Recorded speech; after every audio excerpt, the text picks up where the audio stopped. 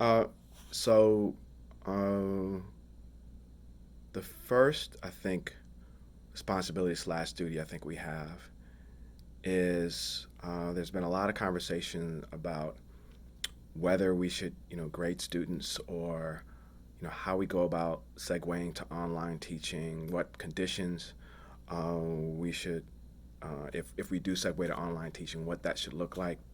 There's equity considerations. How do we provide resources for people who may not have the capacity to access kind of high quality internet, to the extent that this all the stuff is based on the internet.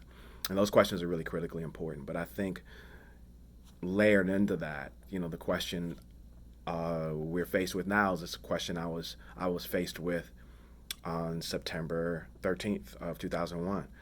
Like, do we actually teach the classes as they're structured, or do we actually change them?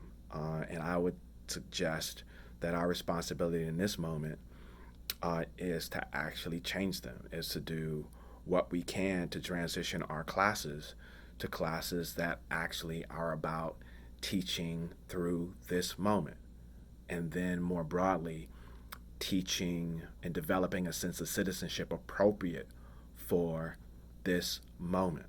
Uh, Teachers, whether it's K through 12 or it's post secondary, are the population best suited to do this.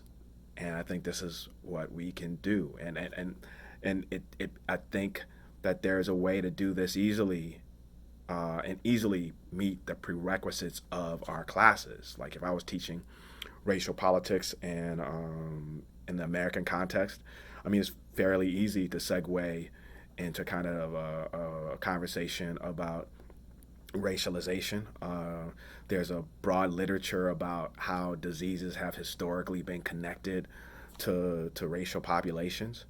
We can think about kind of public health disparities, right? We can begin to think about kind of resilience, and we don't necessarily have to even use straightforward social science and humanities work to do this. So, for example, with social science, I mean, with resilience questions, the work of Octavia Butler stands out, and that's just science fiction literature.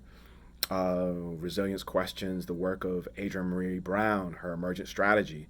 She didn't write that book for academics. She wrote that book for people interested in changing the world. But that stuff totally fits, right?